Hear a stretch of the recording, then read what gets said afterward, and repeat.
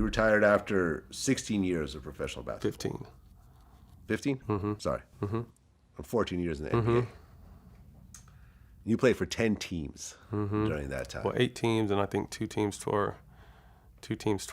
Yeah. Mm-hmm. I mean, quite a journey.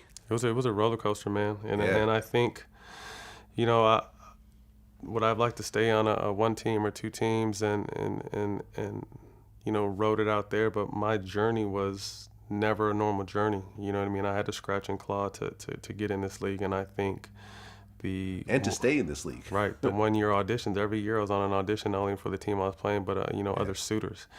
And I think that my reputation sometimes preceded me and gave me a certain reputation. But if you ask anyone I've ever played with, from the stars to the role players, that I was a solid teammate and someone they would always go to war with. And I bounced around, but it was, like I said, for someone who wasn't supposed to make it, and to be able to play that long and do what I did and make the money I made, like, to me, that shit was a win. Well, I had Jalen Rose on my show recently. And you started playing, I guess, the year after Michael Jordan retired. Mm-hmm. So you guys never got to play against each other. So I had him give me his top 10 NBA players of all time. I'm going to read you his list. Okay.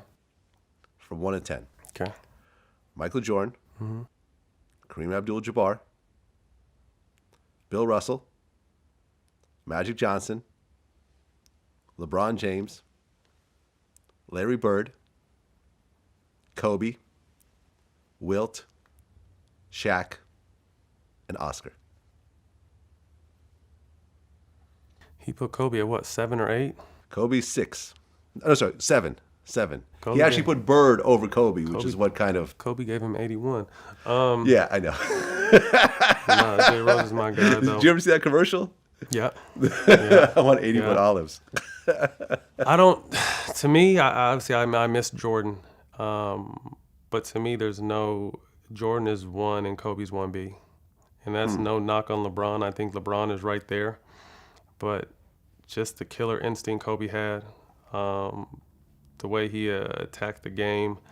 And it's the same thing that made Kobe great that people knock LeBron for, but LeBron is a different type of player. LeBron is the right play type player. Like, if he has to pass for the last shot, he's willing to do that for the betterment of the team.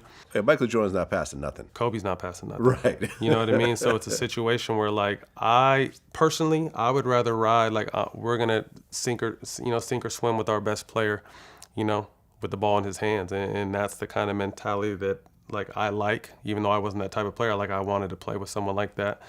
So, like I said, it's to me, it's MJ, Kobe, LeBron, Magic, Shaq, Kareem, Larry. What is that, 7? Mm-hmm. Bill Russell on your list? Yeah, Bill Russell's like 9. Wilt's 10. Who can I be? 8. Yeah, we need one more. Who's 8? I don't know. You forget about, like, the... Damn. Maybe an Oscar. I don't like to I don't ever like to compare eras or disrespect eras, but it just seems from, knowing basketball and watching basketball, the reason why I put Wilt a little further down the list and Bill Russell a little further down the list is because their average players back then were not good players. Well, yeah, not like today. Yeah, like the average players were not good players. Like, yeah, they also weren't as tall back then. Smaller, and these guys are just big, dominant guys. So that's why I always give the nod to current players, because they're playing, like, the game is so far advanced. Well, it's international now. Now they're picking up guys in remote parts of Africa and 7 weird foot, European they can countries. Run and jump and shoot. China, there were no Chinese players. Back in the day, guys could only dribble with one hand. You see that magical picture of Bob Cousy dribbling through everyone with just his right hand. Guys would have day jobs. Yeah, it was a they would different go time. play the NBA on the weekends and then go back to their post office job, and then. So I think you always got to credit the older players for the continuing to help grow the game.